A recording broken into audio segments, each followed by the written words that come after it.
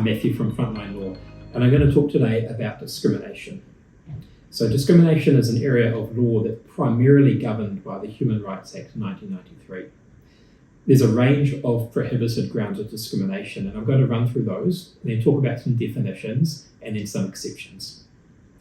The prohibited grounds of discrimination are sex, marital status, religious belief, ethical belief, colour, race, ethnic or national origin, disability, age, political opinion, employment status, family status, and sexual orientation.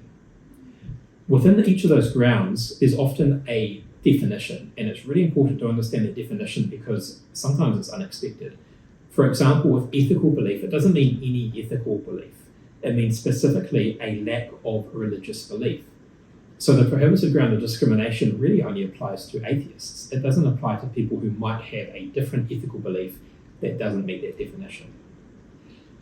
The ground of disability is really broad, as you'd expect. It includes physical disability, mental disability, really any physiological loss or difference. Employment status means being unemployed or being on a benefit.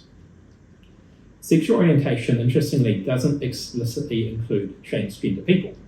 And this is an area of law that we might see being updated either by Parliament or by the courts. So for a prohibited ground of discrimination to apply, it has to apply to the person affected or to their relative or to an associate. It has to currently exist, or it has to have previously existed, or it has to be suspected. And so what we see in a lot of employment situations is that an employer might not know for sure whether someone has some kind of disability, for example, but they suspect that it applies, and that's enough for that prohibited ground of discrimination to be engaged. Now, there are exceptions, and these exceptions can be quite complex, and there are some more that I won't talk about, but the exceptions that we see arise most commonly relate to religion.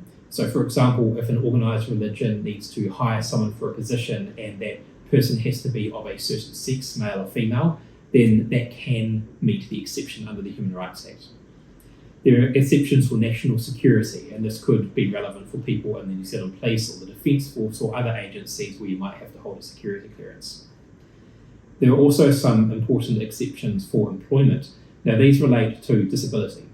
So if someone has a disability and that poses a risk that it would be unrealistic or unreasonable to expect an employer to manage or to accept that risk, then the exception could be met.